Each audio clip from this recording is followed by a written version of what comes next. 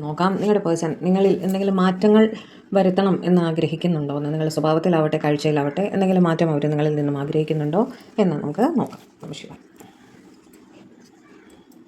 Emperor, world, of course, Queen of cups, justice, knight of sports, temperance, empress. Okay, ഇത്രയും പറഞ്ഞിട്ട് ബാക്കി സമയം ഉണ്ടെങ്കിൽ വീണ്ടും എടുക്കാം കേട്ടോ. ആദ്യമായിട്ട് നിങ്ങളുടെ ഈഗോ നിങ്ങൾ ഇത്തിരി കുറയ്ക്കണം എന്ന് അവർ ചിന്തിക്കേണ്ടത് തിരിച്ചുമായിരിക്കാം, വൈസ് വേഴ്സയും കൂടെ എടുത്തോളണം. ഓക്കെ, ഈഗോ വളരെ കൂടുതലാണ് നിങ്ങൾക്ക്, അല്ലെങ്കിൽ ഓവറായിട്ട് സോഷ്യൽ സ്റ്റാറ്റസിനെ കുറിച്ചൊക്കെ നിങ്ങൾ ബോധേഡായിട്ടുള്ളൊരു വ്യക്തിയാണ്.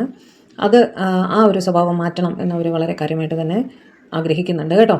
വേൾഡ് വെച്ചിട്ട് നിങ്ങൾ ലോങ് ഡിസ്റ്റൻസിലാണെങ്കിൽ ഇവരുടെ അടുത്തൊന്നും ഒരുപാട് ദൂരെയാണ്, ഇവർക്ക് നിങ്ങളെ എപ്പോഴും കാണാൻ സാധിക്കുന്നില്ല, എബ്രോഡൊക്കെ ആയിരിക്കാം. ഓക്കെ, അങ്ങനെ ആണെങ്കിൽ നിങ്ങൾ അവരുടെ അടുത്തേക്ക് തിരിച്ച് വരണം എന്ന് അവർ ആഗ്രഹിക്കുന്നുണ്ട് നാച്ചുറലി, അല്ലേ?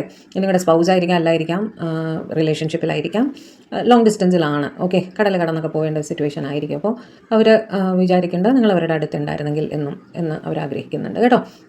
ക്വീൻ ഓഫ് കപ്സ് വെച്ചിട്ട് നിങ്ങൾ ഓവർ ഇമോഷണലായിട്ട് ഇവരുടെ അടുത്ത് പെരുമാറാറുണ്ടെങ്കിൽ, അതായത് പെട്ടെന്ന് ദേഷ്യം വരിക, പെട്ടെന്ന് കരയുക, പെട്ടെന്ന് എന്താ പറയുക, ഭയങ്കരമായിട്ട് പ്രതികരിക്കുക, പെട്ടെന്ന് ദേഷ്യം വരിക, അങ്ങനെയൊക്കെ ഉള്ളൊരു ക്യാരക്ടറാണ് നിങ്ങളുടെ എങ്കിൽ അത് ആ സ്വഭാവം ഇത്തിരി മാറ്റിയിട്ട് ആ സ്വഭാവത്തിൽ ഇത്തിരി ബാലൻസ് കൊണ്ടുവരണം, ഇമോഷൻസിൽ ഇത്തിരി ബാലൻസ് കൊണ്ടുവരണം നിങ്ങളെന്നവർ ആഗ്രഹിക്കുന്നുണ്ട് കേട്ടോ. ജസ്റ്റിസ് വെച്ചിട്ട് എപ്പോഴും ആ ന്യായവും അന്യായവും മാത്രം നോക്കി ജീവിക്കാതെ, അത് ചെയ്താൽ അന്യായമാകുമോ, ഇത് ചെയ്താൽ ഇന്ന ആളോട് അന്യായമാകുമോ, അങ്ങനെ ഒരുപാട് ചിന്തിക്കാതെ സ്വന്തം കാര്യം കൂടി കുറച്ച് ചിന്തിക്കുക എന്ന് പറയുകയാണ്. അതായത് ടാക്ട്ഫുള്ളി കാര്യങ്ങൾ ഡീൽ ചെയ്യാൻ നിങ്ങൾ പഠിക്കണം എന്നവർ ചിന്തിക്കുന്നുണ്ട് കേട്ടോ.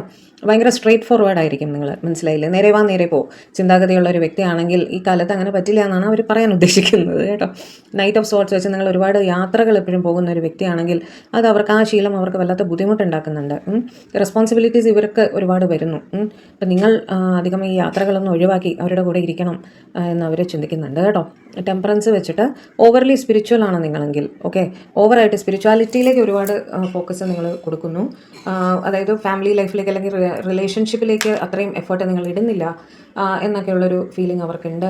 ഓവർലി സ്പിരിച്വൽ ആണെങ്കിൽ അത് ഇത്തിരി കുറച്ച് ഒരു റിയാലിറ്റിയിലേക്ക് വരണം എന്നും അവർ ചിന്തിക്കുന്നുണ്ട് കേട്ടോ.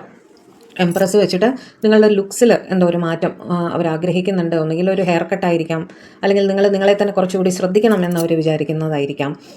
അല്ലെങ്കിൽ എന്താ പറയുക, നിങ്ങൾ ഒരുങ്ങുന്ന രീതി, ഇപ്പോൾ നിങ്ങൾ നാടനായിട്ട് ഡ്രസ്സ് ചെയ്യുന്ന ഒരാളാണെങ്കിൽ അവർ കുറച്ച് മോഡേൺ ആയിട്ട് നിങ്ങളെ കാണാൻ ആഗ്രഹിക്കുന്നുണ്ടാവും. അല്ലെങ്കിൽ നേരെ തിരിച്ചായിരിക്കാം, മോഡേൺ ആയിട്ട് ഡ്രസ്സ് ചെയ്യുന്ന ഒരാളാണെങ്കിൽ നാടനായിട്ട് നിങ്ങളെ കാണണം എന്നവർ ആഗ്രഹിക്കുന്നുണ്ടാവും.